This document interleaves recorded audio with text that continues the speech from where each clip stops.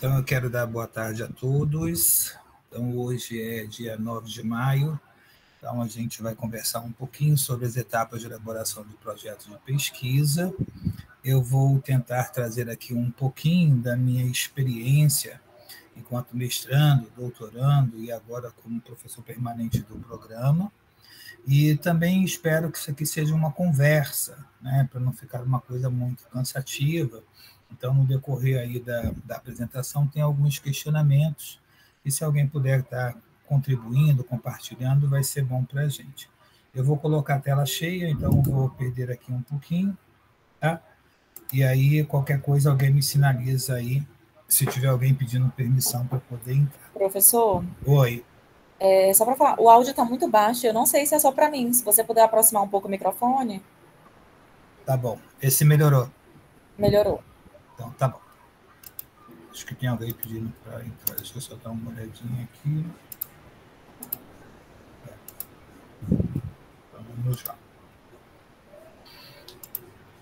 Então, como eu já havia falado, a gente vai falar um pouquinho dessas etapas de elaboração de projeto de pesquisa, tanto para mestrado quanto doutorado. Então, a gente já começa aqui com o objetivo, que é auxiliar os profissionais, né, principalmente aqui na área da saúde ou áreas afins, na construção do seu projeto de pesquisa. E também apresentar...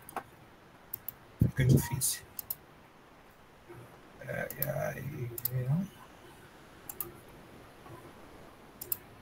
E está apresentando aqui esses eixos, né, que compõem a etapa do projeto de pesquisa. Então, antes de começar a falar um pouquinho, né, sobre toda essa estrutura, é importante a gente salientar alguns pontos importantes. Então, o primeiro ponto é fazer um compliance do edital. Então, a gente pega muito projeto que está literalmente fora do edital. Então, antes de fazer o projeto, faz-se necessário fazer uma leitura minuciosa com a questão da documentação, quais são os tópicos exigidos, por exemplo, para esse, né, pré-projeto. Por exemplo, agora na banca de comissão de doutorado, a gente não homologou uma inscrição, porque o máximo é 20 laudas, e quando provavelmente a pessoa foi gerar o PDF, foi para 21 laudas. Então, a gente tem que tomar o cuidado com essas pequenas questões que podem acontecer durante o processo. Ter um objeto passível de ser pesquisado e com uma metodologia que possa dar conta. Geralmente, esse objeto, esse problema de pesquisa, ele parte da nossa vivência prática, né, na grande maioria, porém, essa problemática ela precisa ser passível de ser pesquisada. Então, por exemplo, a gente está com uma candidata que ela quer fazer uma comparação de processo de esterilização, por exemplo, de instrumental cirúrgico. Então, a pergunta é, qual é o laboratório que vai fazer essa pesquisa de germes aqui que, porventura, possa estar cometendo, por exemplo, esse instrumental? A outra quer desenvolver, por exemplo, um aplicativo. Então, será que vai ter gente, por exemplo, da ciência da computação que possa estar entrando com uma co-orientação? Então, tudo isso tem que estar sendo pensado. E também uma sugestão é fazer leituras de trabalho do orientador pretendente. Até mesmo porque, por essas leituras, vocês vão ver qual é o tipo de metodologia que esse professor ele utiliza nos seus trabalhos e como que é a estrutura do trabalho que geralmente eles orientam. E aí, para a gente começar aqui, né, eu trago uma pergunta: por que pesquisar na enfermagem ou nas áreas afins? Então, eu gostaria que vocês pudessem estar falando um pouquinho dessa questão aqui.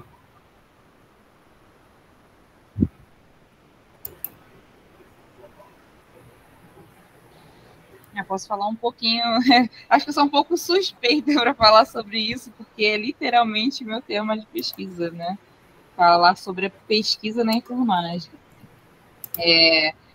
Eu vou falar um pouquinho do que foi o meu catalisador para poder falar sobre pesquisa na enfermagem. Acho que vai ficar até mais nítido para as pessoas por que eu tenho trabalhado sobre isso.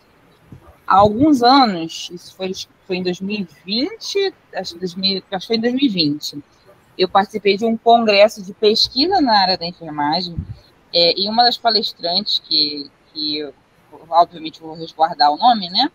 Ela havia comentado que não achava que a pesquisa na enfermagem era algo de relevância a ser trabalhado na graduação, que ela considerava algo meramente suplementar, que o aluno tinha que aprender a dar conta de 12 leitos e que a pesquisa poderia ficar como uma coisa à parte, até porque, na perspectiva dela, né, depois eu descobri que não é uma verdade, não tinha nenhuma parte nas diretrizes curriculares que forçassem isso, que fosse uma coisa realmente obrigatória. E realmente depois eu vi, na época eu não era tão experiente em relação às diretrizes curriculares, que não era uma verdade, que a pesquisa é algo indissociável da universidade e da nossa profissão, assim como um todo. E, assim, foi por causa disso que eu cheguei na questão de falar sobre pesquisa. Eu acho que, assim, antes de a gente falar por que é importante pesquisar por uma área em específico, eu acho que é importante a gente falar que a nossa profissão, a enfermagem, o enfermeiro de nível superior, que seja a enfermagem como um todo, ela nasceu, a enfermagem moderna nasceu da ciência. Antes de ter a parte científica por Florence Nightingale, não tinha enfermagem a moderna que a gente conhece. Então, assim, pesquisar na enfermagem é a base da nossa profissão. A nossa profissão é uma profissão científica. E assim como se faz ciência, ela deve se perpetuar para poder mudar a própria prática. Então, quando eu falo o que é pesquisar na enfermagem, é transformar na minha percepção. Eu reforço a importância da minha identidade enquanto profissional e posso mudar a realidade do meu trabalho. Sem pesquisa não tem prática, assim como sem prática não tem pesquisa. Tanto que é o que eu venho agora trabalhando para a possibilidade do doutorado, né, que eu estou falando na perspectiva do docente, porque atualmente tem uma historial lá do Reino Unido que traz a perspectiva exatamente dos problemas da falta de pesquisa na enfermagem. E aí o que eles falam? Que se a gente não perpetua a pesquisa desde lá do início da graduação, que as pessoas continuem fazendo pesquisa em seus campos de trabalho, hoje em dia tudo se fala sobre prática baseada em evidências, correto? Quem vai fazer essas evidências daqui a algum tempo se as pessoas não pesquisam mais? Hoje em dia a gente utiliza evidências que já existem, mas quem é que vai fazer essas evidências daqui para frente? Então, para mim, a pesquisa na enfermagem é a enfermagem. Não tem como dissociar, porque a enfermagem deixa de existir sem a pesquisa. Então, essa é a minha perspectiva principal. E assim como eu falei, a prática não vai existir sem a pesquisa e a pesquisa não vai existir sem a prática. Essa é, para mim, pesquisar isso. O fundamento, para mim, é a base da nossa profissão. Ok, alguém mais?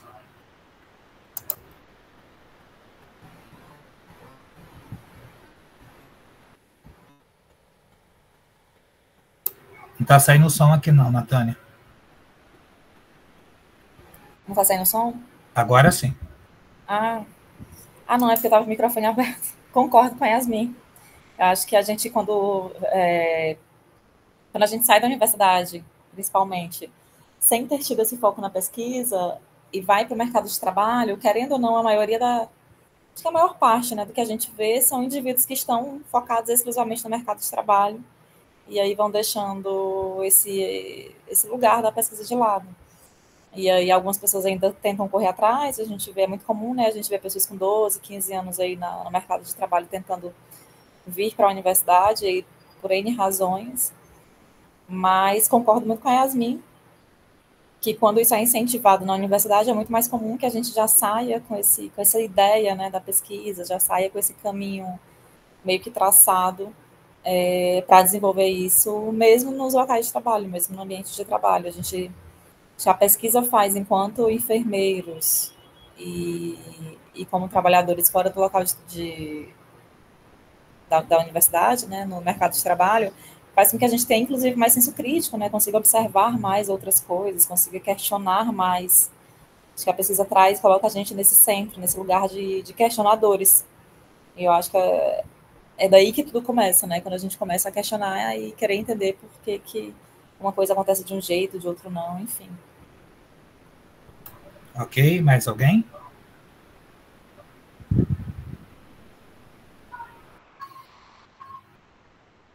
Silêncio total. Então, gente, essa questão aqui de fazer a pesquisa, né, na enfermagem ou nas áreas afins, Então, eu penso que é para poder trazer as melhores evidências das nossas práticas, porém, a gente temos, né, uma dicotomia aí, né, principalmente quem estuda na universidade pública e outro quem estuda na universidade privada, aonde muitas das vezes a gente não tem, de uma certa forma, esse estímulo, né, para poder fazer pesquisa, e também na própria universidade pública, né, porque nem todos os alunos têm na veia, né, essa questão de ser um pesquisador, né, principalmente quando a gente está fazendo orientação de trabalho de conclusão de curso, né, então a gente começa a perceber quem são aqueles alunos mais aplicados, aqueles alunos, né, que fazem o TCC simplesmente para cumprir como um requisito. Aqui também eu trago aqui para a gente estar pensando, né? Então, o que essas imagens têm a ver com a pesquisa? É claro, gente, que não é pesquisa científica, mas assim, no modo da gente estar pensando aqui para poder estar problematizando. O que essas imagens têm a ver com a pesquisa?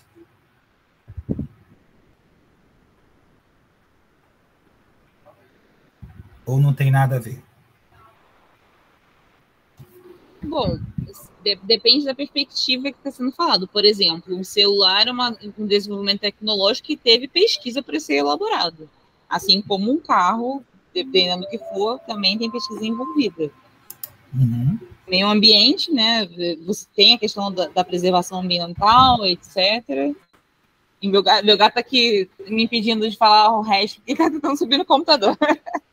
Então eu vou deixar para mais alguém enquanto eu tiro ele. O ambiente para mim é mais sobre a gente pesquisar para viajar. Também.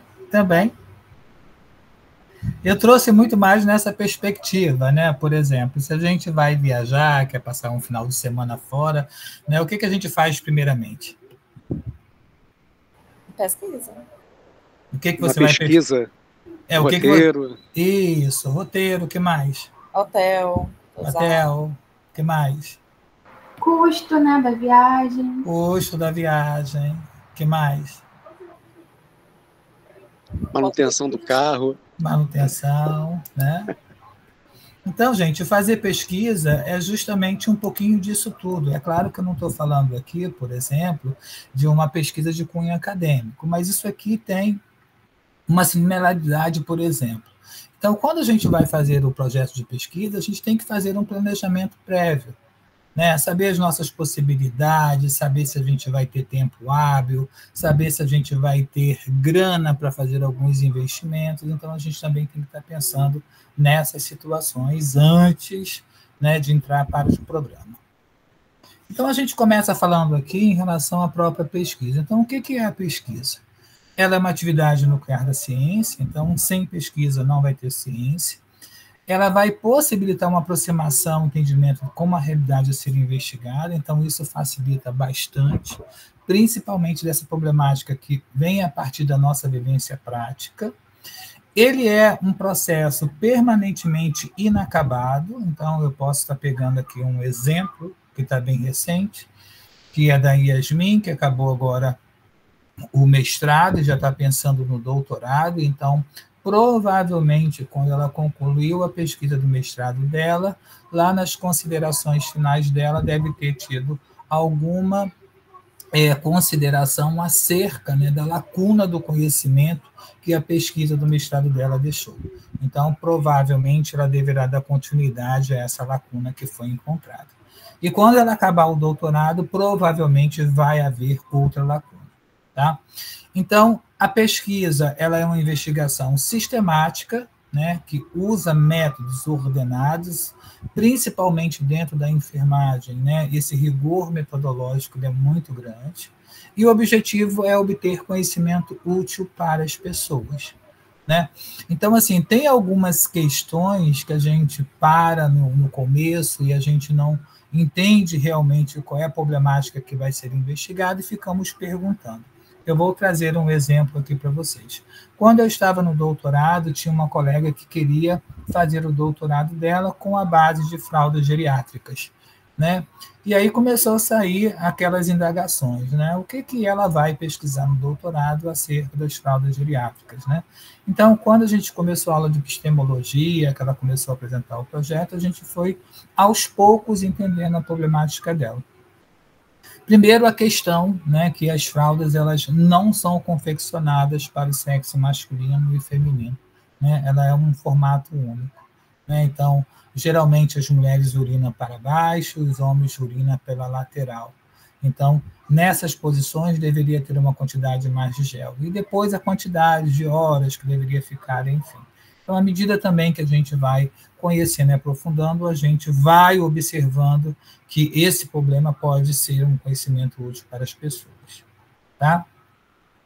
Fazer pesquisa, a gente vai proporcionar resposta aos problemas propostos. Então, por exemplo, eu quero saber um tipo de cobertura, se tem aderência ou não. Por exemplo, agora tem um rapaz agora no doutorado que vai fazer, se eu não me engano, né, um estudo randomizado aí sobre tipos de germes, né, em determinadas feridas e vai utilizar uma cobertura. Então, provavelmente, no desfecho da tese de doutorado dele, poderá haver, né, a indicação de uma nova cobertura. Tá? Fazer a pesquisa quando a informação disponível ainda é confusa e desorganizada. Isso a gente temos aqui um exemplo bem claro em relação à própria Covid, quando a gente não sabia muita coisa acerca da própria pandemia. Tá? A pesquisa também ela vai utilizar conhecimentos disponíveis para a utilização cuidadosa de métodos, de técnicas e outros procedimentos científicos. Então, para cada tipo de pesquisa ou objeto, a gente vai ter um tipo de método que possa atender, né, ou responder, né, essa problemática. E a pesquisa ela se inicia a partir de uma formulação, né, de uma pergunta de pesquisa ou de uma hipótese. Além disso, ele é um processo sistemático e intensivo, que tem como objetivo descobrir e interpretar os fatos que estão inseridos numa determinada realidade. Né? Então, posso trazer aqui também de um outro colega que fez o doutorado juntamente comigo. Né? Então, no mestrado, ele aplicou uma técnica específica para paciente renal crônico, e no doutorado ele queria entender, compreender como que esses pacientes com fístulas artérias venosas se sentiam mediante a sociedade. Né? Então, o estudo dele foi bastante interessante em relação a isso, né? Nessa questão de descobrir, interpretar esses fatos aí.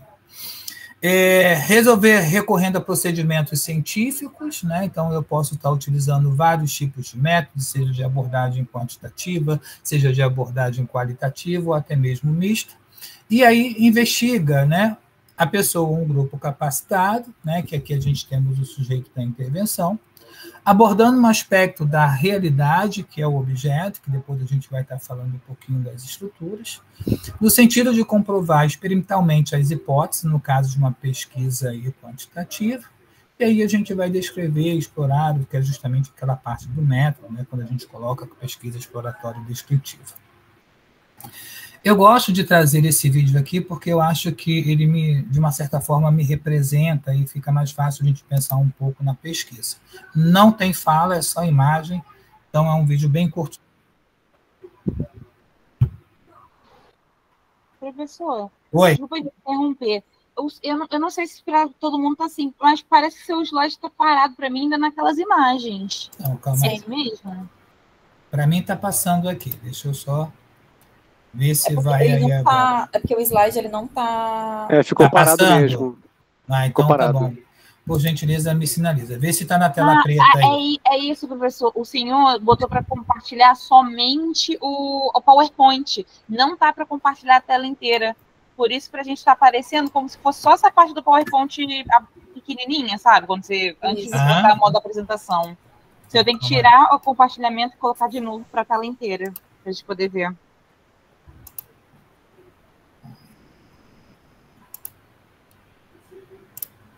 Mas deixa eu só deixar aberto aqui.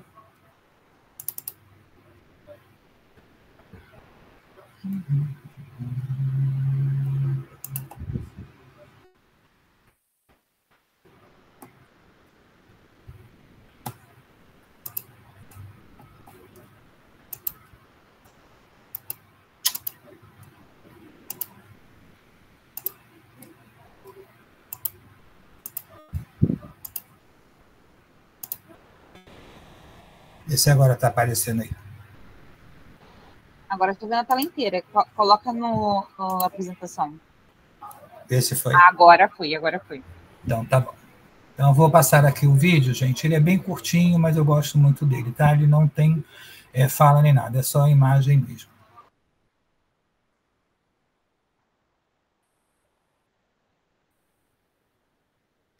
Então, gente, eu queria que vocês falassem um pouquinho a respeito aí desse curta, né? O que esse curta tem a ver com a nossa história, com a questão da própria pesquisa, de entrar no mestrado, doutorado. Queria que vocês falassem um pouquinho. Eu entendi a lógica como o mar do conhecimento e a experimentação. Basicamente, ele foi fazendo as experiências dele até chegar no momento que ele viu a resolutividade para aquele problema que ele tinha, né, inicialmente. Uhum. Aí foi a primeira coisa que veio na minha cabeça. Literalmente, tipo, arrumou uma resolução para o problema inicial que ele tinha. Tem mais? E o ato de mergulhar quer dizer que você tem que mergulhar também na pesquisa, não ter medo de se aprofundar no conhecimento. Isso aí. Tem mais?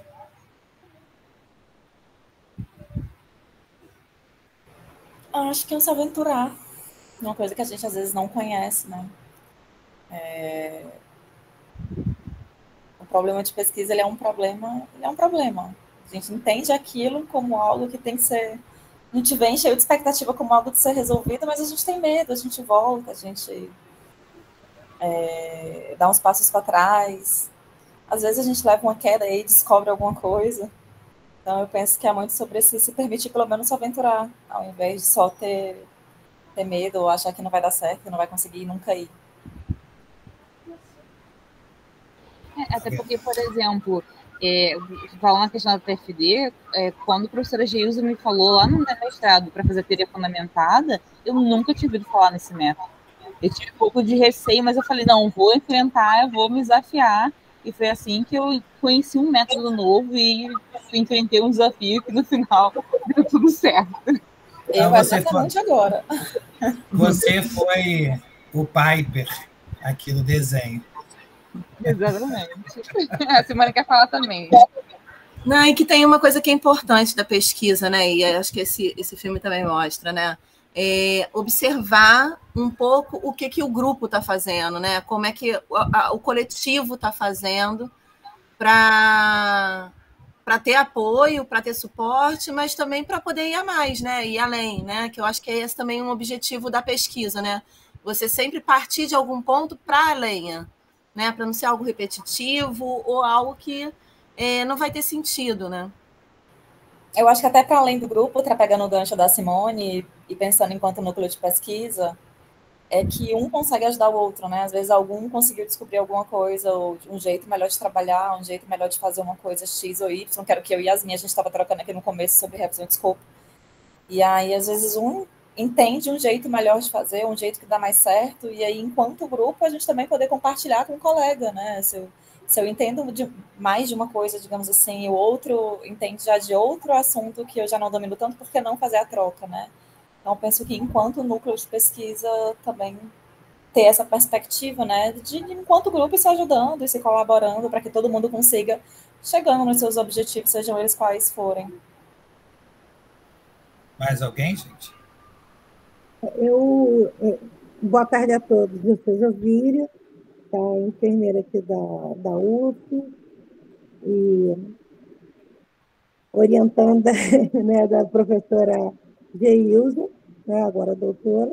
E o que eu vi, todos falaram basicamente os pontos fundamentais da pesquisa.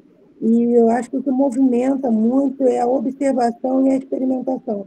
O tempo inteiro no vídeo, sempre observar e experimentar e a comprovação dos atos em si. Então, eu vi que está muito voltado para, correlacionado, né, à questão da pesquisa propriamente dita. Ok. Gente, eu acho que nesse vídeo, para mim, tem duas imagens que são bem importantes. Logo no começo do vídeo, quando o Piper, né, ele está com fome, ele abre a boquinha e fica esperando a mãe colocar o alimento na boca dele, só que a mãe se recusa, faz com que ele saia do ninho, né? Então, isso tem essa relação entre orientando e orientador. O orientando acha que o orientador vai depositar todo o conhecimento na cabeça dele, e não é bem assim, tá?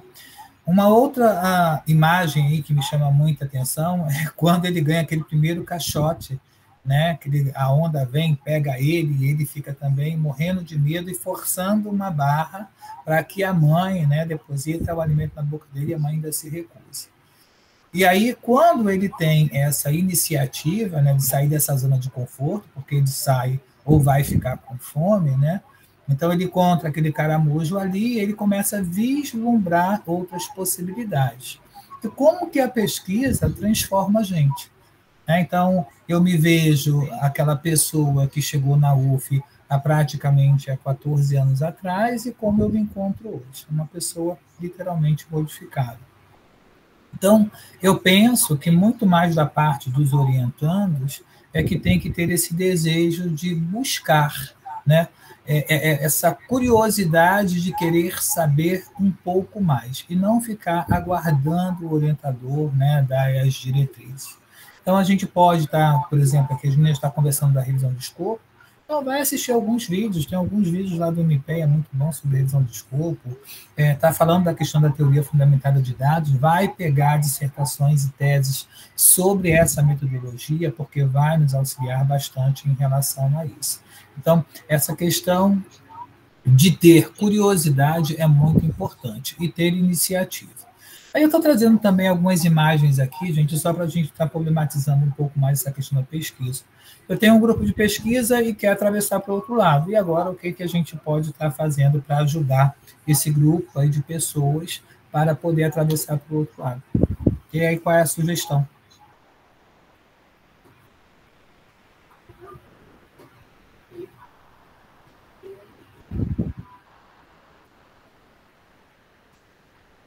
Alguém pode dar alguma sugestão de como atravessar esse pessoalzinho lá para o outro lado? Eu acho que precisa ver com eles, né? Quais são as limitações que eles têm, quais são as possibilidades. Mas, assim, de início, nadar e usar o barco são umas possibilidades claras ali, né? Perfeito. O que mais? Se um conseguir atravessar, ele pode ajudar os outros depois, porque parece que tem dois guias ali do lado que pode ter uma corda, por exemplo, a ser passada. Pode ter uma corda, é verdade. O que mais? Parece que tem uma árvore ali próxima, alguém pode cortar essa árvore e fazer de uma ponte, eu não sei. Pode cortar a árvore e fazer uma ponte, perfeito. O que mais?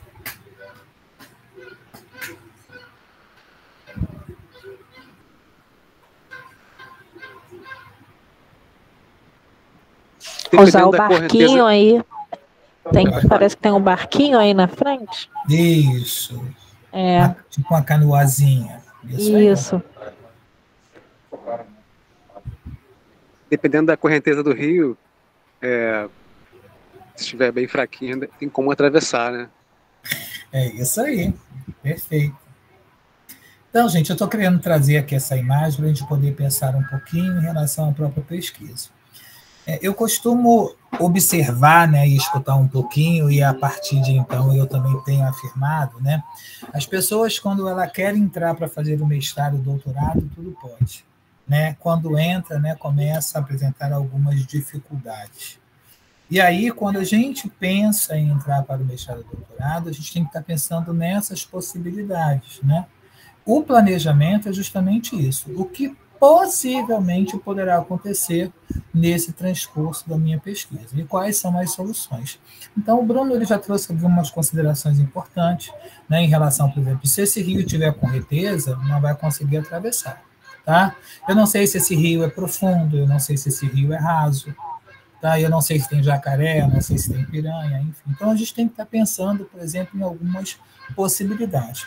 E quando a gente faz esse planejamento, né, e o próprio termo planejamento, porque aquilo pode mudar durante o transcorrer da própria pesquisa, mas que o nosso objetivo seja alcançado, né, que é chegar lá defendendo a dissertação ou defendendo a própria tese. Aqui, essa imagem aqui, o que tem a dizer para a gente?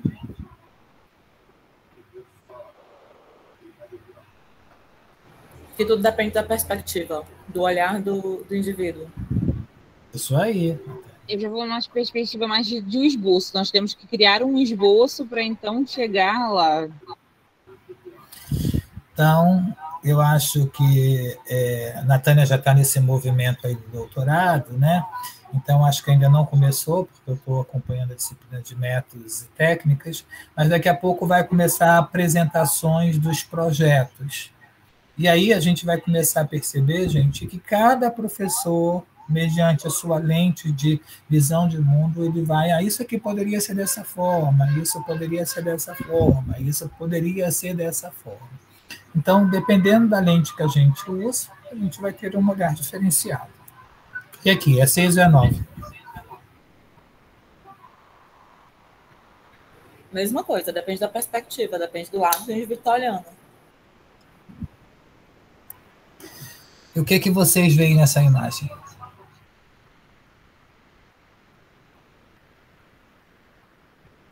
Eu fico até com medo de falar, mas parece um casal se pegando.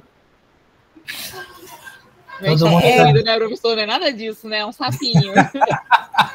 Mas, assim, eu acho interessante que eu olho para ela, eu vejo ela ainda como as outras, falando de perspectiva. Uhum. A perspectiva, quando tem diversos olhares, a gente também precisa ter muita clareza sobre aquilo que a gente está vendo, para que a gente possa proteger também, né? Porque quando começa a vir o discurso dos outros, né? Quando começa a vir os olhares dos outros, a gente começa a ficar muito confuso e a duvidar daquilo também que a gente está querendo defender, daquilo que a gente está olhando. Eu lembro que quando eu entrei para esse núcleo de pesquisa, eu entrei a partir de uma disciplina que tinha, de um curso que a Geilza e a Elaine colocaram, que era de construção de pré-projeto. E como a gente discutia as ideias que a gente estava tendo, a ponto de acho que eu devia ter uns 20 arquivos de pré-projeto diferente, porque eu ficava na dúvida todas as vezes, né, quando vinha um ponto de vista diferente. E isso foi importante para que, quando eu entrasse para o mestrado, quando chegasse na fase de apresentar os pré-projetos, eu já estivesse com aquilo mais sólido. Mas era angustiante, né? Então, assim, o quanto eu podia ter me perdido nesse movimento, me perdi também, me achei e tal. Eu olho para essa imagem e eu vejo ela ainda muito parecida com as outras, né? Falando ainda do mesmo ponto de vista, mas agora de uma proteção, talvez, daquilo que a gente está enxergando. Mas alguém vê outra coisa diferente, gente? Eu estou vendo aí que... Para além de perspectiva, eu acho também que ela aponta para o... a gente tem um olhar mais para aquilo que interessa a gente, porque todo mundo está vendo uma garrafa, mas todo mundo só olha para a galerinha se pegando. Entendeu? Por mais que tenha uma garrafa, tem Parece... que interessa mais o olhar. O olhar, ele sempre vai ser atravessado, digamos assim, e vai se afunilar para aquilo que mais interessa, porque a gente pode até partir do todo, que é a garrafa, mas vai afunilar para algum lugar. Parece que o espelho da garrafa está mostrando uma imagem que não está dentro da garrafa, está fora. É justamente isso que um pouco a Natânia está falando, com a Simone e a Yasmin. A gente, de uma certa forma, temos as nossas impressões, né? Talvez, há 20 anos atrás, se eu mostrasse essa imagem para uma criança, ela ia ver 9 golfinhos. Hoje, talvez, todas as crianças vão ver, né, esse casal aí dentro da própria garrafa. Mas aqui tem 9 golfinhos, tá, gente? Não é nada daquilo que a gente estava pensando. Consegue ver os golfinhos agora? Jamais, nunca. Então, vamos voltar lá. E vamos voltar novamente.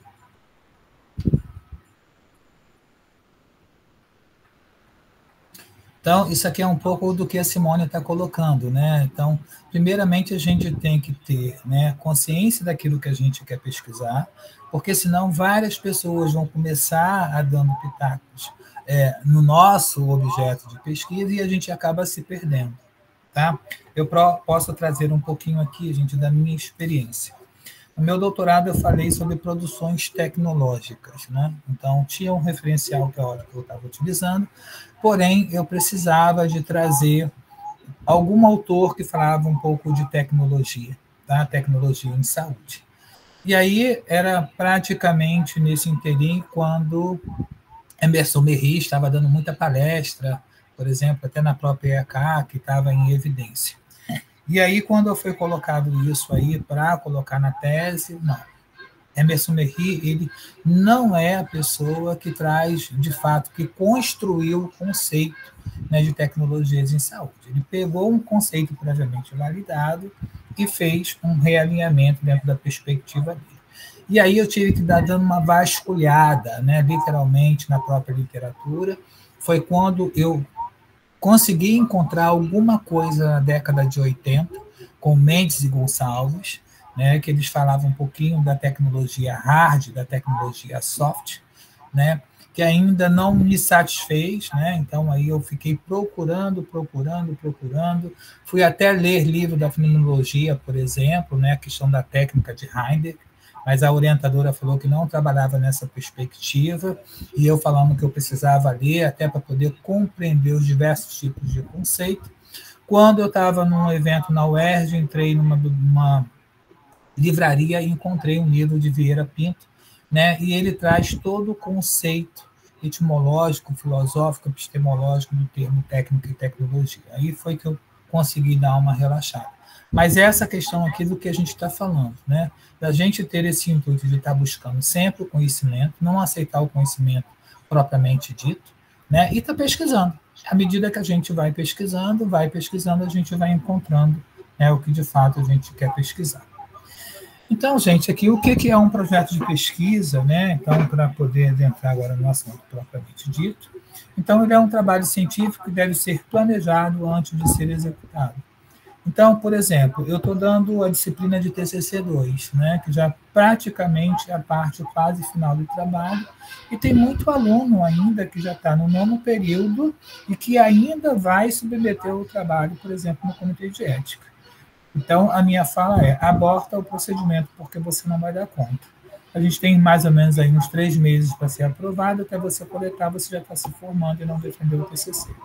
Então, tudo isso a gente tem que estar pensando. Às vezes, você pega um trabalho com 6 objetivos, 7 objetivos para um mestrado, por exemplo, não vai conseguir dar conta de atender todos os objetivos.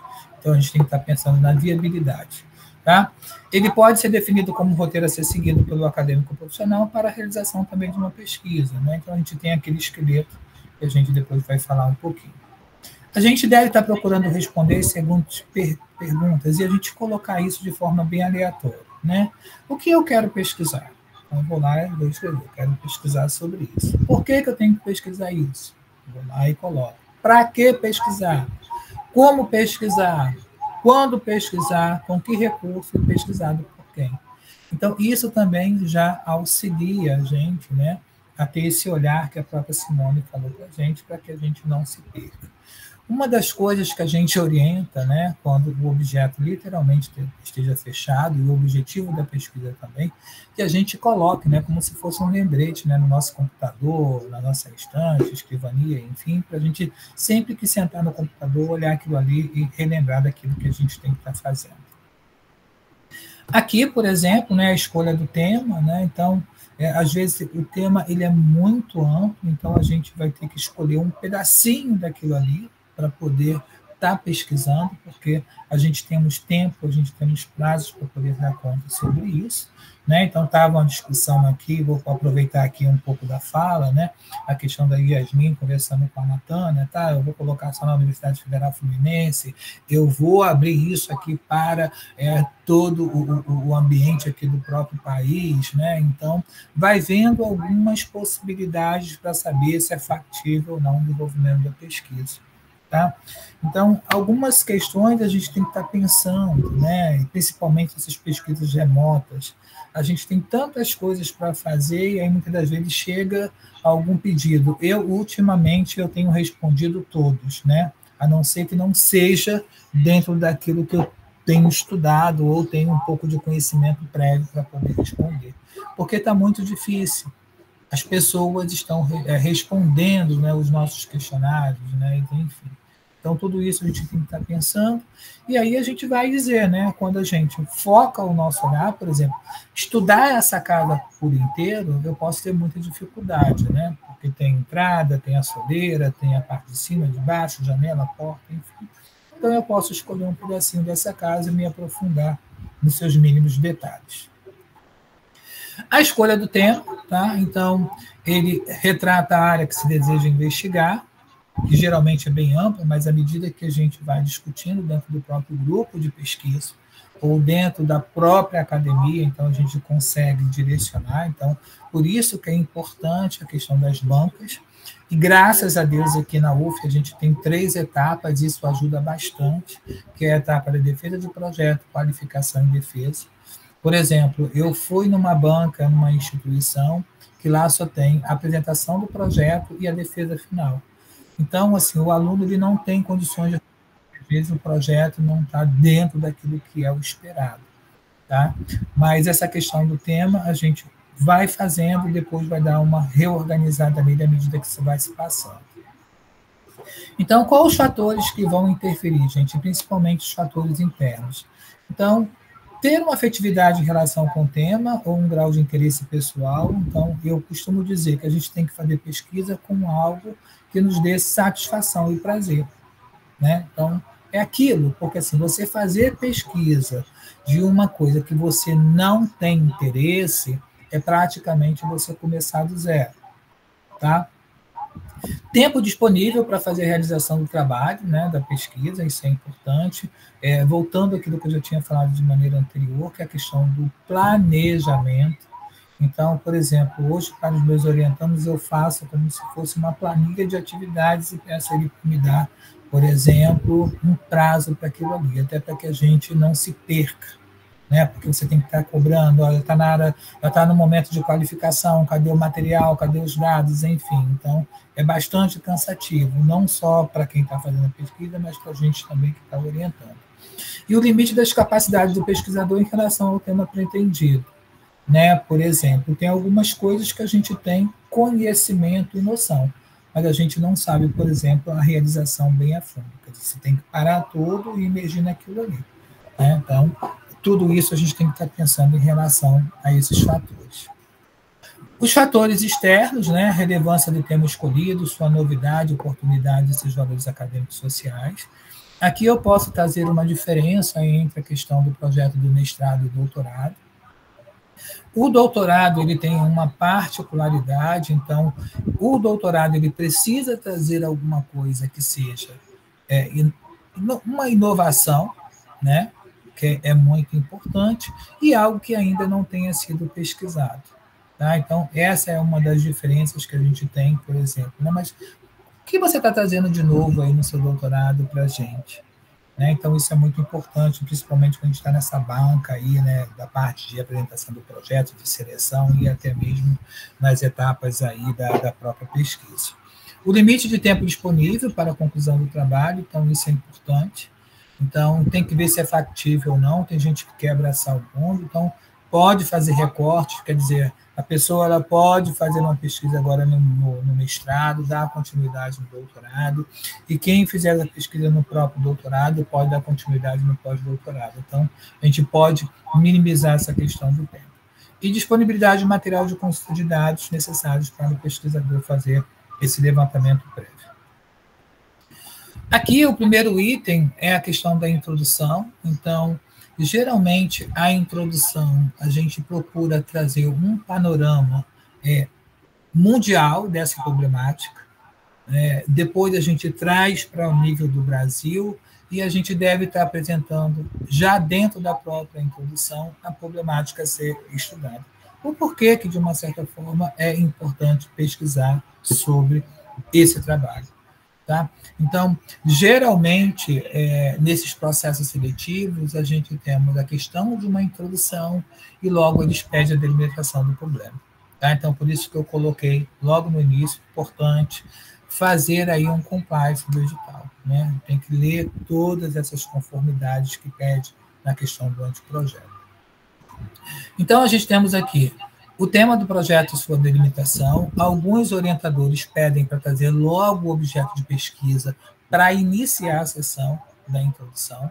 Esse problema a ser investigado.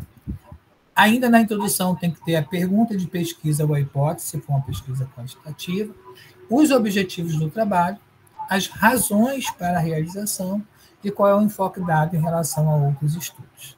Tá? Então, isso é importante que esteja bem claro dentro do tópico de introdução.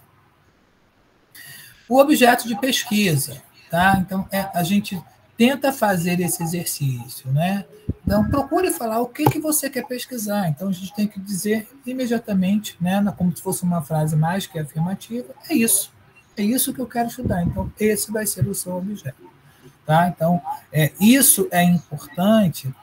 Algumas pessoas pedem para trazer logo na introdução, porque já fica claro, né, para a pessoa que vai fazer a avaliação do seu trabalho. Então, já ajuda bastante. A pergunta de pesquisa, então, a maneira mais fácil e direta de formular um problema é a forma de pergunta, né? E aí a gente pode estar utilizando alguns acrônimos, né, para poder facilitar e deixar essa pergunta de pesquisa mais fechada, tá? Então, facilita a identificação por parte de quem consulta, né, o seu projeto.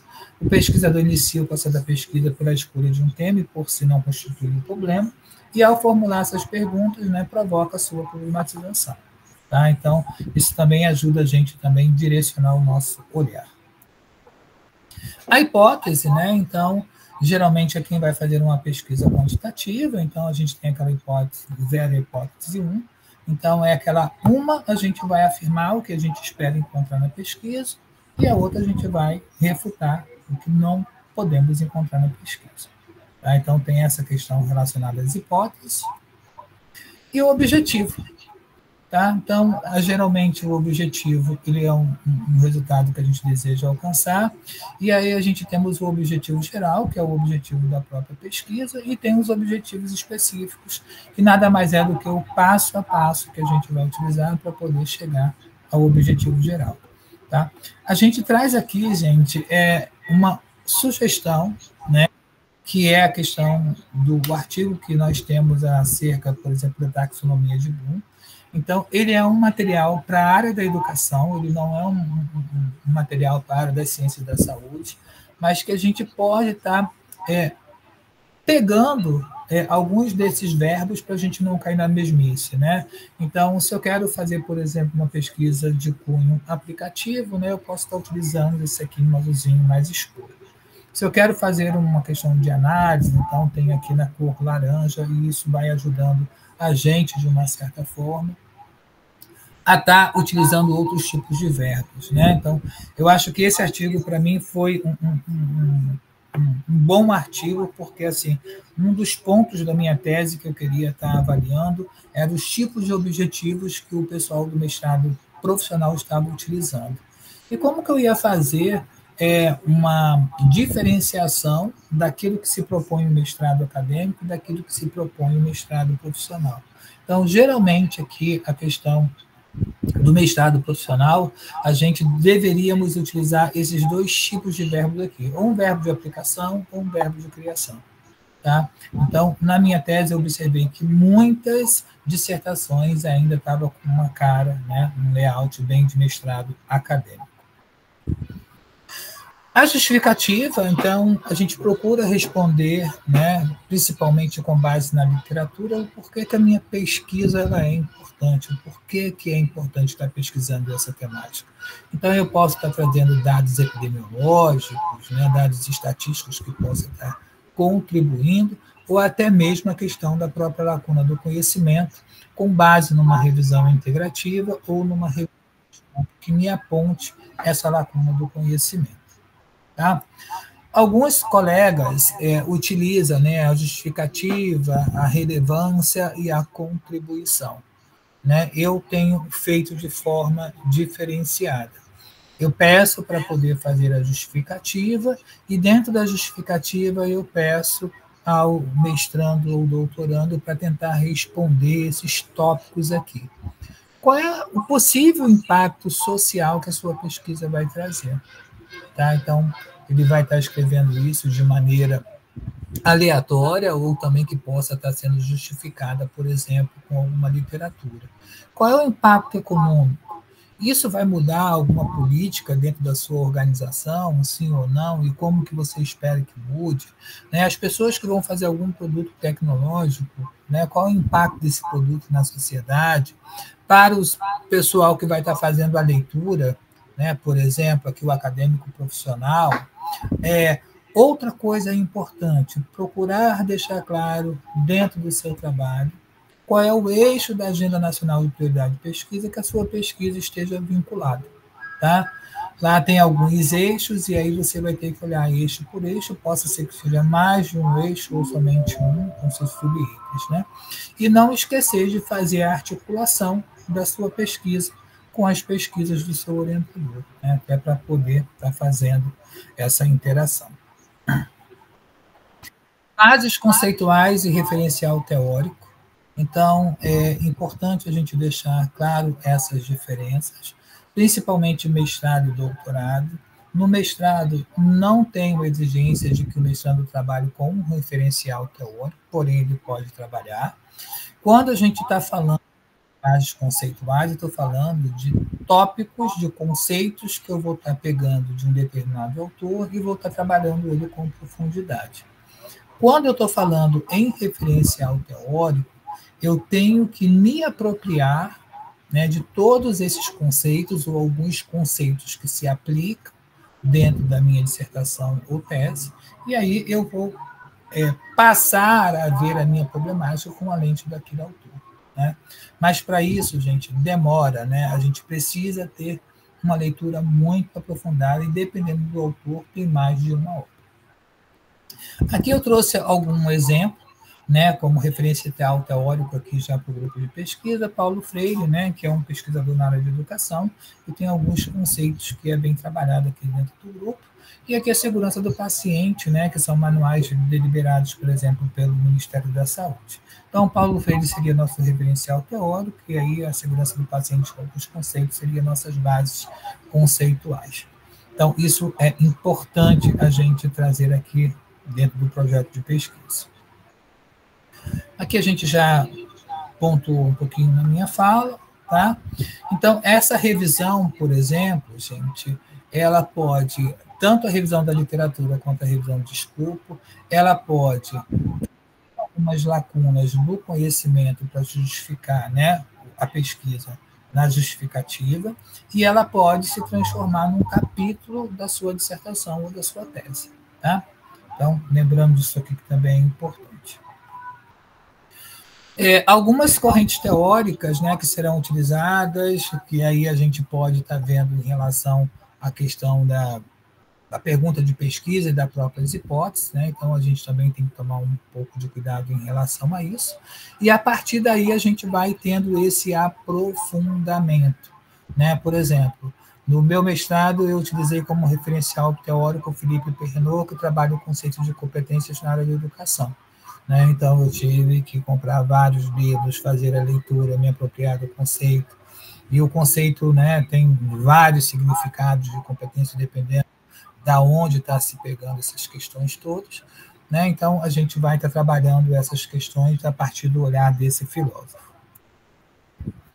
A partir da metodologia, né? Então, o método é que a gente tem um certo rigor. Né? A gente, quando vai olhar tanto os trabalhos, né, seja de dissertação e tese de doutorado, ou até mesmo quando a gente vai dar um parecer para artigo científico.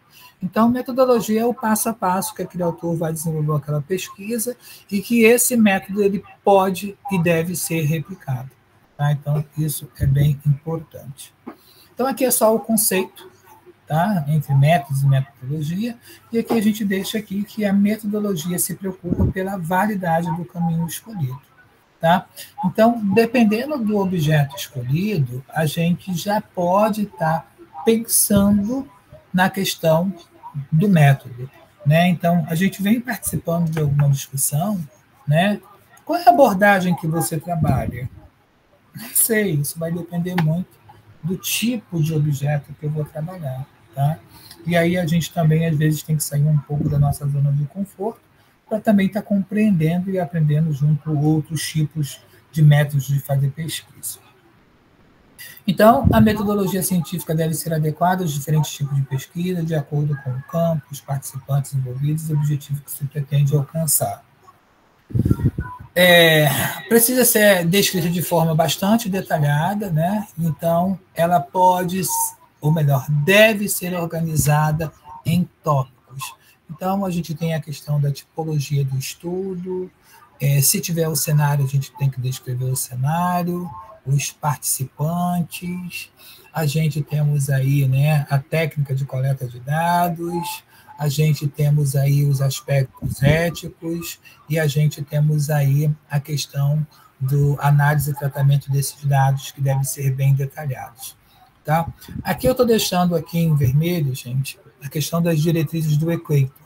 Então, uma vez que foi definido, né, qual é a metodologia que eu vou estar utilizando, eu acho que vale a pena a gente revisitar o Equator, né, e lá ele tem uma diretriz, e isso até nos auxilia na construção do próprio projeto. Então, ele tem o passo a passo do que deve conter, por exemplo, para aquele tipo de metodologia. Aqui, o delineamento, né, as pesquisas qualitativas ou quantitativas, né, então tem gente que tem inclinação mais para uma, mais para outra, não estou dizendo que aqui uma é melhor do que a outra, na verdade, esses dois tipos de abordagem, elas se complementam, porque não dá para a gente visualizar a questão do todo, e hoje a gente já pede, né, que as pesquisas ela tenham um cunho mais misto, né, tanto com uma abordagem qualitativa e uma parte com abordagem quantitativa. Então, essa população, tá, aqui, por exemplo, se for para pesquisa qualitativa, eu acho que eu deixei no grupo, por exemplo, um artigo onde os autores eles vêm pontuando o mínimo e o máximo de participantes. Então, ele já justifica lá, porque, por exemplo, para fazer a submissão no Comitê de Ética, você tem que ir justificando o porquê de quantos participantes da sua pesquisa. Então, se eu não coloquei, depois eu posso estar colocando lá para o grupo ter uma leitura. E se for a questão, por exemplo, de uma pesquisa quantitativa, a gente vai precisar, por exemplo, de um suporte do estatístico. Tá? Lembrando aqui, gente, que o termo amostra a gente geralmente utiliza para as pesquisas quantitativas, mas a gente está utilizando também esse termo para as pesquisas qualitativas, mas com um outro, né, nome aqui de amostra intencional. Quer dizer, você tem uma intenção de estar fazendo a pesquisa com aqueles participantes, e ali depois você justifica o porquê do quantitativo dessa população. A questão do CEP, do Comitê de Ética e Pesquisa, né? Então, já tem várias aí resoluções que a gente precisa fazer uma leitura. Tem a resolução 466 de 2012, tem a resolução aí 510, tem a resolução aí que faz as entrevistas de modo virtual, pelo Meet, o tempo. Então, tem algumas resoluções. Aqui também, para quem não tem muita intimidade com o CEP, eu sugiro que visite, né, o site do Moinho de Ventos. Então, lá tem uma parte que eles ensinam, tem vídeo autoexplicativo do passo a passo de como submeter, por exemplo, a questão do projeto no CEP. Então, acho que vale a pena também a gente estar conferindo esse material lá.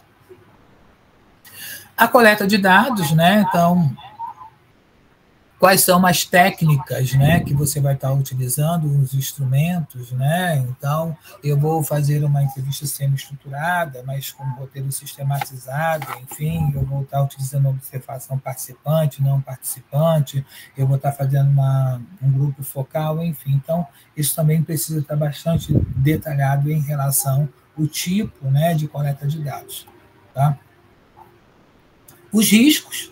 Isso aqui é toda pesquisa independente, se for ou não, né, envolvido com os seres humanos, assim, com a aplicação de experimentos ou não, tem alguns riscos, então isso precisa estar descrito no corpo do projeto e como que o pesquisador principal ele vai resolver esse tipo de problema caso aconteça.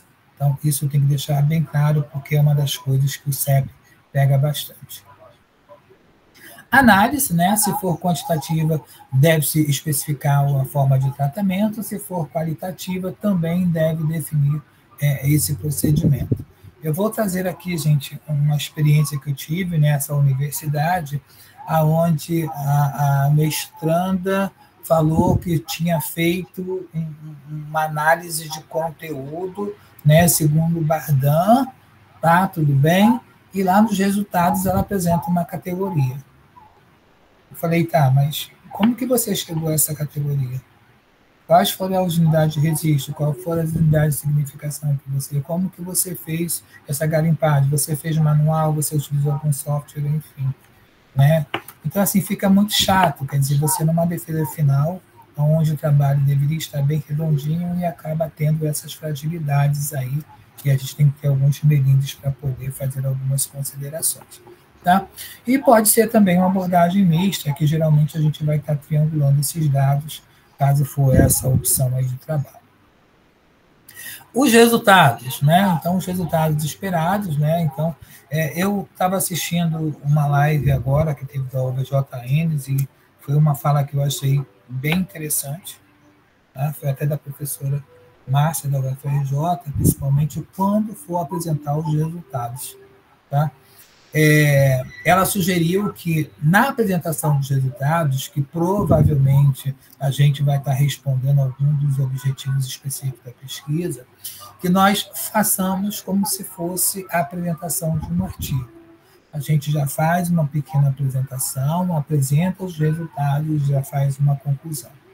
Por que ela falou isso? Que isso já fica, gente, praticamente 70% a 80% para você pegar e botar dentro das normas para produzir o artigo científico. Então, eu achei essa sugestão dela bastante interessante e até que eu vou passar a adotar também, porque do que a gente pegar todo esse conteúdo de material e fazer uma discussão e depois a gente tem que voltar tudo de novo para extrair, para produzir os artigos. Então, nesse movimento de apresentar os resultados, eu me lembro que quando eu fiz análise de algum material da Universidade Federal de Santa Catarina, eles já apresentavam os resultados em formato de artigo, né? Algumas dissertações do mestrado profissional lá. Então, isso já ajuda bastante, né? Porque depois é só pegar e botar dentro das normas e encaminhar para a publicação. Aqui também essa questão da discussão dos dados, né? Que eu acho que é uma coisa que as pessoas têm dificuldade de entender, né? Então, ela pega aquele monte de dados e aí coloca de uma forma muito descritiva e muitas das vezes não tem um processo de discussão, né? Então, isso também foi algumas palestras webinários que eu assisti de editores de revista, principalmente para mim discutir um assunto eu tenho que ter no mínimo 2 pessoas. Isso aí significa que para discutir uma determinada temática eu tenho que ter no mínimo 2 autores. Ou esses autores vão estar corroborando sobre aqueles achados, ou um pode estar refutando um achado do outro. Então, tomar o cuidado na hora que for fazer a discussão, né, que as ideias elas precisam estar conversando, os parágrafos precisam estar se conversando para que se promova, de fato, uma discussão de dados. Então, aqui já pontuei aqui. E a conclusão, as considerações finais. Por que conclusão e considerações finais? Geralmente, a conclusão a gente deixa para as pesquisas quantitativas, que as considerações finais a gente deixa para as pesquisas qualitativas. A gente, às vezes, pega algum trabalho que o aluno faz 2 páginas de considerações finais ou de conclusão do trabalho. E aí, no meu ponto de vista, no meu modo de ver, conclusão é para você responder os objetivos da pesquisa, dizer se esses objetivos foram alcançados totalmente ou parcialmente, ou se não foram alcançados, podendo ainda, na conclusão e considerações finais, deixar contribuições do estudo e as limitações de estudo, e se houver alguma lacuna do conhecimento, eu posso deixar, né, para que possa estar sendo efetivados os estudos futuros dentro daquela temática. Tá? Então, não precisa estar inventando a roda na conclusão. É só ir lá, pegar o objetivo e dizer se ele foi atingido ou não. Então, a gente pega 2 páginas e muitas das vezes são coisas que já estão bem repetidas dentro do trabalho.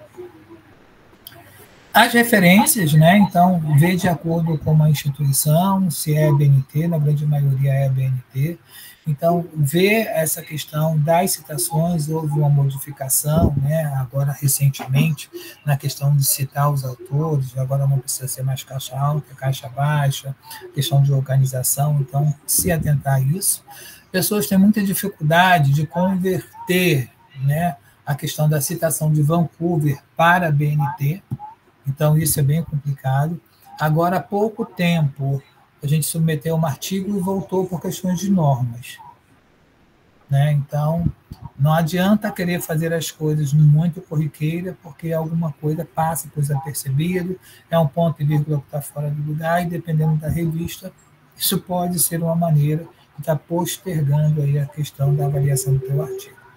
Então, até falei assim, é melhor você perder 2 ou 3 dias fazendo um checklist total dessas referências, né, do que fazer corriqueira de mandar o artigo do teu trabalho, se meter e voltar novamente. Tá? Fazer também essa questão, né, de tudo aquilo que está no corpo do texto está citado nas referências. Né? Então, fazer um checklist manual, né, para ver se está tudo de acordo, né, com as datas, o nome correto, enfim. E o cronograma de atividade, né? Então, geralmente a gente já pede o cronograma de atividade. Esse cronograma de atividade, gente, seria mais ou menos esse planejamento. Como eu vou me planejar para fazer esse mestrado em 2 anos, ou como que eu vou me planejar para fazer o doutorado em 4 anos. Tá? Então, isso nos ajuda para a gente não ficar com a corda no pescoço. Porque justamente nesse inteirinho, morre alguém, fica grávida, perde o trabalho, tem acidente e as coisas vão acontecendo que foge um pouquinho da nossa alçada. Mas com o planejamento a gente consegue, de uma certa forma, né, conseguir, de uma certa maneira, manter as nossas atividades em dia para não ficar com a corda no pescoço. Uma coisa que eu sempre falo, entrar no mestrado e doutorado é mole. Eu quero ver dar conta de todo o processo e depois sair. Tá? Não pense porque entrou no mestrado e no doutorado que vai terminar. Tá? Por exemplo, no outro grupo de pesquisa, a gente tivemos 2 candidatos no doutorado que foi reprovado na qualificação. Então, você imagina, né, o desconforto para todo mundo ter 2 pessoas sendo reprovadas na qualificação. Então, é bem complicado. E aqui foi algumas referências, tá? Então, a gente temos algum tempinho, são 5h20, se alguém tiver alguma dúvida, podemos tentar esclarecer aqui.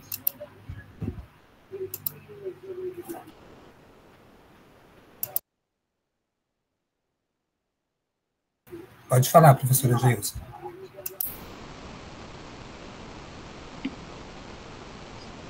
Olá, boa tarde. Só para acrescentar um pouquinho, né, a reflexão sobre a construção do projeto de pesquisa. Em primeiro lugar, eu penso que nós temos que realmente ser bem didáticos, né, nesse momento.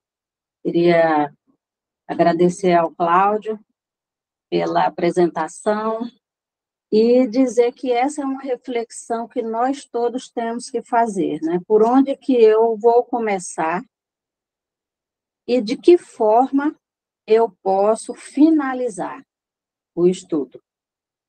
E eu resolvi até entrar com essa contribuição por causa da observação final que o próprio Cláudio trouxe, né? De ter 2 pessoas do grupo de pesquisa onde ele participa também, terem sido reprovadas na qualificação. Em primeiro lugar, isso me traz uma tristeza muito grande. Em segundo lugar, eu penso que é culpa do orientador. Porque um orientador que deixa o seu aluno ser reprovado na qualificação, para mim, questões éticas à parte, essa pessoa é doente. Porque como é que um orientador, ao invés de ajudar o aluno a construir, incentivá-lo a seguir adiante com a sua pesquisa, permite que essa pessoa seja reprovada em pleno doutorado na qualificação? A pessoa tem problema mental, não é normal. Desculpa, é uma observação que ultrapassa um pouquinho da ética, mas eu não consigo compreender isso. Mas independente até de saber quem seja ou quem deixa de ser, o que eu chamo a atenção é o seguinte, o processo de desenvolvimento de pesquisa científica envolve muitas questões éticas, tanto por parte do aluno, do pesquisador, que está construindo o seu objeto de estudo, desenvolvendo em busca dos seus objetivos na pesquisa, quanto por parte do orientador. E essa é uma questão que eu sempre refleti bastante, porque desde quando eu comecei a orientar a pesquisa, muita gente sempre me questionou, mas por que você pega as pessoas que têm mais dificuldade? Por que você não pega as pessoas que têm mais facilidade, que aí vai te dar menos trabalho? E não sei por quê, mas eu sempre achei que o verdadeiro mérito do orientador é fazer com que as pessoas que têm mais dificuldades consigam chegar lá, no mesmo topo que a pessoa que não tinha dificuldade. Então, essa é uma questão que envolve a ética e a humanidade, né, por parte do pesquisador. E... A senhora tem um exemplo vivo aqui, ó. Graças a Deus, né, Cláudia? E no nosso núcleo, jamais nós vamos permitir uma coisa dessa. Nós acabamos, aliás, queria aproveitar e parabenizar imensamente a Jovíria, a doutora Jovíria, que subiu no pódio na semana passada, já é doutora, com muito mérito, e que me deixa muito orgulhosa, muito feliz de ver que a pessoa que tinha dificuldades a princípio, né, nós conseguimos aqui coletivamente fazer com que você chegasse lá, como muitos outros aqui, né, que fazem parte do nosso grupo, e essa é uma característica que nós gostamos muito de salientar, né? Aqui a gente não deixa ninguém para trás. Aqui ninguém solta a mão de ninguém. Se a pessoa tiver dificuldade por um lado, a gente já vai vendo quem é que pode ajudar naquele lado. Se tem dificuldade por outro, a gente já vai vendo quem pode ajudar pelo outro lado. E hoje nós estamos recebendo aqui uma aluna de graduação, a Maitê, que seja muitíssimo bem-vinda, meu amor. Está terminando a faculdade esse ano e ela almeja seguir adiante, né, na produção de pesquisa. E quando a professora Maritza me disse, eu falei com ela, então manda ela imediatamente começar a participar do núcleo. Porque é como o Cláudio vinha falando, né, na apresentação, nós precisamos nos unir para construir juntos. Acho que a Natânia também falou sobre isso, né? A importância do coletivo, para que nós vamos juntos do começo ao fim. Às vezes, pode ser que a pessoa até não vá, mas não é por falta de incentivo nosso. Essa questão de reprovação de alguém na banca, isso é um fato, assim, inédito, eu posso dizer. Eu já participei de bancas em diversas partes do mundo, até eu, junto com a Elaine, no nosso pós-doutorado, nós participamos de diversos estilos, né, de banca, em tudo que é lugar da Europa. Já acompanhei bancas aqui no Brasil, em diversas instituições, diversas. Já fui de banca para tudo que é lado aqui no Brasil, na nossa própria universidade, nas outras universidades públicas do estado do Rio de Janeiro, e, sinceramente, eu nunca vi isso acontecer. E se eu estivesse numa banca que isso acontecesse, eu acho que eu tomaria a frente do orientador, da orientadora, e partiria em defesa do doutorando, porque isso é uma coisa que não dá para conceber. Então, é nesse espírito que eu gostaria que todos se sentissem aqui no nosso núcleo. Aqui a gente não larga a mão de ninguém. Pode ser até que alguém desista. Isso já aconteceu comigo? Já. Embora eu tenha esse olhar humanizado, de ver a pessoa a quem eu estou orientando como se fosse a mim mesma, eu me coloco literalmente no lugar da pessoa. Mas pode acontecer.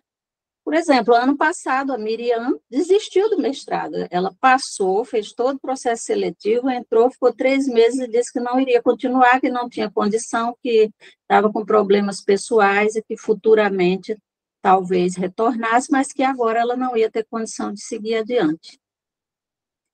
Ou seja, desistências podem acontecer. Agora, se a pessoa se empenha, se a pessoa procura ajuda, se a pessoa está participando do núcleo, se a pessoa tem interesse, vai buscar, ler, desenvolver conhecimentos, construir, nós vamos estar juntos, para o que der e vier, até o fim. Então, era só para lembrar disso, né? Porque aqui nós somos um grupo de pesquisa que realmente se preocupa com a formação dos pesquisadores e que nós gostamos que as pessoas se sintam motivadas a seguir cada vez mais em frente. Então, era só para fazer esse adendo aqui, viu? E sigam as orientações aí que o Cláudio acabou de fazer, de irem buscar, de irem ler trabalhos prontos, que ajuda bastante. Então, muito obrigada. A Claudinha está com a mão levantada. Vou passar para ela. Boa tarde, pessoal. Tudo bem? Obrigada, Claudinha, mais uma vez, com a sua elegância, né, na apresentação. Eu só queria dizer, gente, que esse tipo de projeto que a gente desenvolve é um dos mais detalhados, porque eu estou tendo experiência, assim, em várias áreas, e as pessoas não têm esse rigor, e essa correlação que a gente tem de passo a passo, né, transitando como os caminhos da pesquisa devem ser feitos. As pessoas fazem uma coisa muito mais ampliada, e quando a gente apresenta o nosso, eles falam, gente, isso é mesmo assim? Eu nunca havia pensado. Então, é uma experiência única, a gente ter uma ideia, né, totalmente completa de um projeto de pesquisa, sendo detalhado, sendo apresentado, e é uma coisa assim que a gente não vai ter em outra oportunidade, que é muito raro, né? Eu acredito que os núcleos de pesquisa devem produzir isso, mas não com esse tempo, né, de detalhamento, de apresentação. Então, foi uma experiência, e eu acho que é uma experiência que a gente perdeu aqui, pessoas que não estão aqui, que eu acho que é importante, né, que o próprio grupo se veja mais, né, integrado às nossas atividades, mas eu digo que a gente tem, assim, um diferencial em termos de uma profissão, né, um grupo, né, que estuda como a enfermagem, com esse respeito com a pesquisa, com essa busca, né, de informações que precisam ter esse caminho. Não sei se Simone, Natânia e Yasmin acham, ai, Cláudia, isso é muito, né, é pesado, mas a enfermagem tem isso e ela vai transitar com isso, acho que por um bom tempo, que é muito diferente de outros espaços. Aí a gente tem que pensar, né, professora Geis, eu não sei, estou levantando aqui reflexões. A enfermagem, ainda cabe para a enfermagem transitar no projeto com esse detalhamento? Ou a enfermagem precisa de elementos mais que sejam de impacto e sejam mais de informações que realmente sejam produzidas e consumidas pelo pessoal que está na ponta? É só para a gente pensar, tá, gente? Eu estou trazendo aqui porque a gente está num grupo de pesquisa, no núcleo, para a gente entender que a gente faz pesquisa e para que ela serve. E eu queria trazer isso. Obrigada, Cláudia, mais uma vez. Boa tarde a todos. Eu trouxe só para a gente poder pensar e depois fazer uma fala ou a gente se ver, né, discutindo de alguma forma. Obrigada. Eu achei ótima a sua reflexão, até porque o rigor científico, ele realmente necessita existir para que se consiga trabalhar um objeto de estudo, né? Se alcance os objetivos e, a partir dali, se colocar em prática, né, os produtos resultantes. Mas a estrutura da pesquisa não necessariamente precisa ter tanto rigor. Acho que é isso que você chamou a atenção. De fato, nós viemos já em alguns momentos, Elaine e eu, debatendo sobre isso, o quanto que nós somos rigorosos algumas vezes, né? Tem um lado muito bom desse rigor, que é fazer com que as pessoas, de fato, aprendam, né, métodos e técnicas, e elas possam orientar outras pessoas. Mas não necessitamos chegar ao ponto de castigar tanto alguém a ponto de reprovar a pessoa por ela não ter conseguido dar conta de uma determinada parte, de uma determinada etapa, né? Isso realmente é um ponto a ser refletido, né? Precisamos fazer reflexões aprofundadas sobre isso e fazer com que isso não exista mais na academia, né? As pessoas vêm para a academia para desenvolver pesquisa, para colocar em prática nos seus locais de trabalho, não para serem castigadas. Então, acho que acabou que foi uma frase, né, que resultou da finalização do Cláudio, que nos levou a essas reflexões tão aprofundadas, e é importante fazermos essas reflexões aqui dentro, né, do grupo de pesquisa, para que nós possamos compreender que o pesquisador, ele é uma pessoa que estudou um pouco mais do que as outras, mas ele não é um ser sobrenatural, não é um ser acima do ser humano, né? É uma pessoa, como todas as outras, passível de adoecer, de morrer, de falhar, etc. E tem uma frase que eu trago para mim como filosofia de vida: quanto mais eu desenvolvo conhecimentos, quanto mais eu alcanço títulos, posições, etc., mais simples eu tenho que me tornar, porque senão não teria sentido eu estudar tanto, me qualificar tanto, crescer tanto em conhecimentos e a nível profissional na academia, e não ser acessível às pessoas que precisam aprender comigo.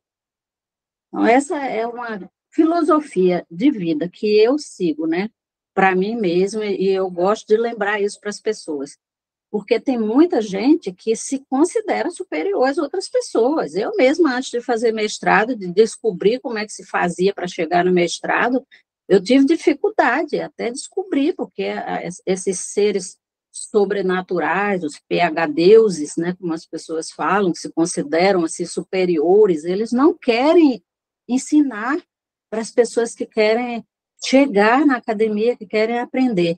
E o nosso grupo de pesquisa, desde sempre, teve esse objetivo: trazer as pessoas, ensinar, mostrar como é que se faz, com humildade, com simplicidade, trocando conhecimentos. É isso. Achei bem interessante a sua reflexão, Cláudia. E nos colegiados dos programas de pós-graduação é importante que a gente se coloque também nesse sentido. Inclusive de modificação, não é, do material a ser entregue, porque isso, de vez em quando, os currículos são modificados, e os formatos também podem ser. Então, nós podemos contribuir nas reuniões do colegiado, de onde a gente participa, né, para simplificar essas questões. Foi muito bom. Desculpa, eu falo demais, não posso começar, que eu entro numa reflexão atrás da outra. É o ciclo da reflexibilidade aí de chão. É o ciclo da reflexividade. Simone?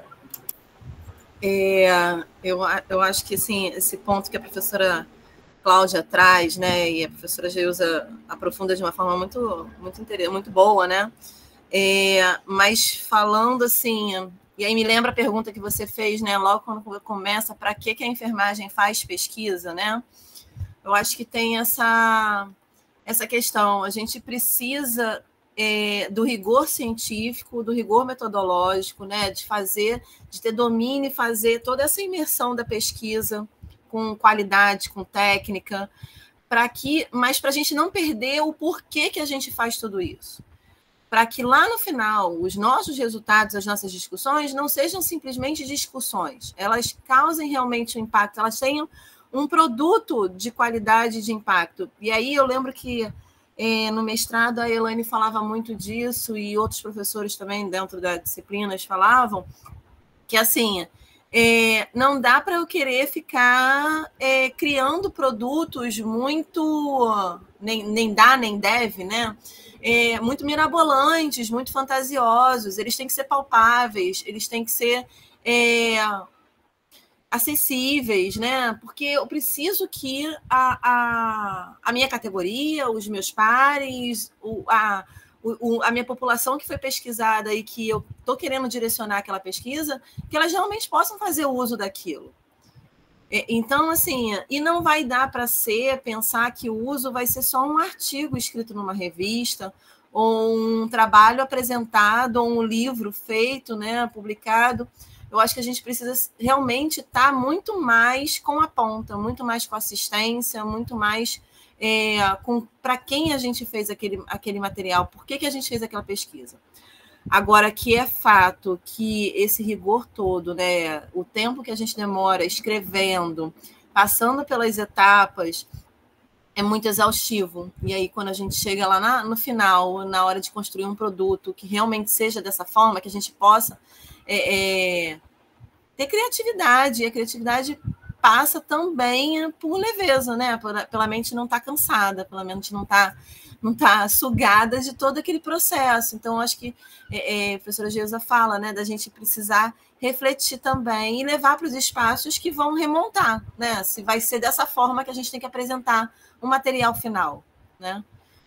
Agora que foi interessantíssimo entrar no mestrado e a turma toda poder dizer que o meu projeto, né, o meu e o das outras colegas, a Raquel, a Lívia, as pessoas, a Bianca, as pessoas que estavam dentro do núcleo, a gente apresentar já, avançar disciplinas e ter um material muito mais estruturado, né, a apresentação, os projetos, muito mais estruturados, detalhados, organizados, e a gente ser referência dentro da turma por conta disso, né? Esse diferencial que o NUPET se tem também. Eu acho que era trazer essas considerações. Assim. Elaine? Eu estou no trânsito, por isso que eu estou com a carinha fechada. Abri para ver se vocês conseguem me enxergar. Já eu estou chegando em casa. Dizer assim, primeiro, gratidão ao Cláudio. Tava tão bom que eu estava vindo de metrô da Zona Sul para cá, que eu peguei metrô para Pavuna. Quando eu vi, eu falei assim, gente, onde é que eu tô? Né? E, enfim, aí deu uma confusão aqui em relação a eu chegar em casa, dizer que, brincar que eu não tive filhos humanos, no sentido de ter parido, mas considero o Cláudio um filho acadêmico e dizer que eu estou muito orgulhosa. Algumas amigas que têm filhos humanos falam assim, já estou colhendo frutos, porque já está me dando presente, já está pagando jantar. E eu vou te dizer, Cláudio, que eu estou colhendo frutos com você. Muito feliz, tá? Gratidão pela sua contribuição ao núcleo de pesquisa. E aí, essa reflexão, eu, inclusive, estou chegando em casa atrasada e tenho uma amiga me esperando, que foi o que Geilza trouxe em relação a essa questão da reprovação. Isso também me causa muito estranheza. E uma amiga pessoal que se formou comigo, que é uma enfermeira maravilhosa, uma enfermeira de CTI, sabe, comprometida, de saúde do trabalhador. Ela conseguiu passar para a UERJ depois de muita luta. E no primeiro semestre ela foi desligada do programa. Eu nunca vi isso na vida. Mas por quê? Porque a orientadora dela era de uma linha quantitativa. Ela se formou comigo na UF, ou seja, se formou em 2000. Então, agora que ela resolveu fazer mestrado, muito tempo longe da prática, mas é uma enfermeiruda, como eu chamo, sabe? Ela ficou muito perdida com a pesquisa quantitativa e não tiveram a mínima paciência com ela. E depois de muita luta, ela tentou um ano e meio, Unirio, UF, UERJ. Ela estava muito feliz, muito realizada e saiu, né, do mestrado, foi reprovada, apesar de toda a turma ter feito abaixo-assinado para ela, etc. Isso me comoveu muito, e o Cláudio trazendo essa coisa também de reprovação, me lembro que a professora Geilza trouxe assim, cara, a gente foi em todas as bancas na Europa, eu agora nos Estados Unidos, e é através do que a professora Cláudia falou.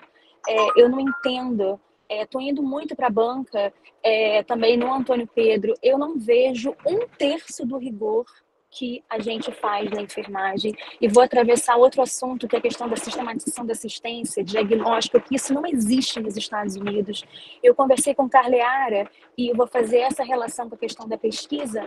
Parece que o enfermeiro aqui no Brasil, ele quer mostrar a todo custo que ele é muito acadêmico demais, que ele é muito pesquisador demais, que ele é muito teórico demais, e vou no que Simone falou e esquece da prática, esquece de pensar em uma pesquisa para transformar a prática. E as pessoas parece que fazem mestrado e doutorado para publicar e não impactam a prática. Eu fico muito triste porque as minhas orientações, eu tenho toda certeza que elas estão redondinhas, elas estão muito...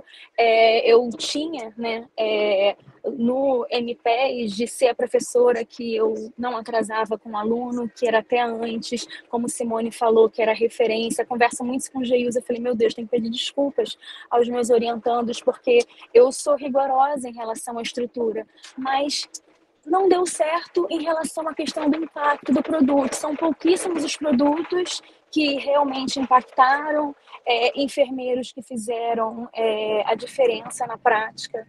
E tudo isso, assim, mexeu muito comigo, Cláudio. Agora, no final, essa discussão, e quero agradecer, né, essa oportunidade da gente discutir aqui, pedir para o Cláudio também para a gente conversar, assim, muito rapidinho, só para poder falar em relação à participação do núcleo de pesquisa. Eu estou um pouco enrolada pela questão da semana de enfermagem, falar para vocês, se vocês puderem ir, contribuir com o evento do núcleo de pesquisa e com a nossa confraternização. Foi tudo muito em cima da hora, porque tem greve, não tem greve, e a gente acaba sofrendo um certo assédio, digamos assim. E só um minutinho, aqui, moça. A gente acaba sofrendo um certo assédio em relação se fica ou se não fica, e eu resolvi ficar e fazer, porque eu sou muito grata em relação à minha profissão, né, de ser o que eu sou em relação à minha profissão. Eu falei, não, eu vou fazer a comemoração, já quero agradecer a parceria dos colegas, Cláudio, Geilza, Claudinha, em relação ao evento, que vai acontecer dia 13, segunda-feira. Então, quem não se inscreveu, Natânia e Mari estão responsáveis em relação a essa questão de olhar para mim, as inscrições, para as oficinas, para os eventos, rodas de conversa, para a gente conversar um pouco sobre a nossa profissão e a gente continuar um pouco sobre isso, né? Falar um pouco sobre isso, assim, que enfermagem, o que a gente quer, né, para a nossa profissão. Outro recado também é a respeito dos artigos. Assim que passar essa semana da enfermagem, eu vou voltar em relação aos artigos. Parabenizei ontem no grupo, a própria Simone que falou, Cláudio que estava na equipe, Geilza, enfim, todas as pessoas que estavam, e aos colegas também que estão aí lutando em relação a produzir, né, para o núcleo de pesquisa, mas é uma produção também que a gente tem que pensar numa produção que impacte ao nosso trabalho enquanto enfermeiro, psicólogo, fisioterapeuta, né, as pessoas que a gente não tem só enfermeira, né, no núcleo de pesquisa. É isso, gratidão por esse momento e quem puder, segunda-feira a gente se encontra lá, viu? Um beijo para vocês. Mais alguém, gente? No campo de São Bento, né? Segunda-feira no campo de São Bento, a partir das 16 horas. Sim, eu quero aproveitar também para fazer outro convite para a semana que vem, já que vai ser a Semana da Enfermagem. Nós vamos estar iniciando a disciplina de concepções teóricas na turma do mestrado acadêmico do nosso programa de pós-graduação. E na quinta-feira, nós vamos trazer uma professora do Peru. Ela é da Universidade do Peru, e ela vai estar fazendo uma conferência para nós, a gente está chamando de aula aberta. Eu vou mandar depois aqui o link para que vocês possam se inscrever e participar. Essa aula aberta vai ser sobre a teoria das representações sociais, com a professora doutora Sofia Lavado. Ela é uma sumidade na pesquisa em representações sociais, e como eu já tinha feito o convite para ela estar conosco na disciplina, sendo a Semana da Enfermagem e com uma convidada tão ilustre internacional, né, surgiu a ideia de fazer a aula aberta. Para quem quiser participar, nós vamos dar declaração de participação aqui pelo núcleo, e também em parceria com o núcleo do professor Enéas, que é meu parceiro nessa disciplina lá do PACS, tá? Mas no decorrer da semana, acredito que amanhã a gente já coloca aqui o convite e o formulário para vocês se inscreverem. Mais alguém? Então, gente, quero agradecer a participação de todos, dizer que a gente está aqui aberto para poder contribuir, né, com os futuros projetos, os projetos que estão em andamento. Eu acho que o trabalho da Simone demonstra que o trabalho na coletividade é o que a gente consegue ter uma resposta bem mais rápida, né, quando várias cabeças junto pensando. E daí ainda boa tarde a todos, né, mas que todos tenham uma excelente boa noite, e a gente se encontra na segunda-feira. Bom, um beijo a todos. Vou parar aqui a gravação, depois eu encaminho para o Bruno e para a Elaine. Beijo a todos.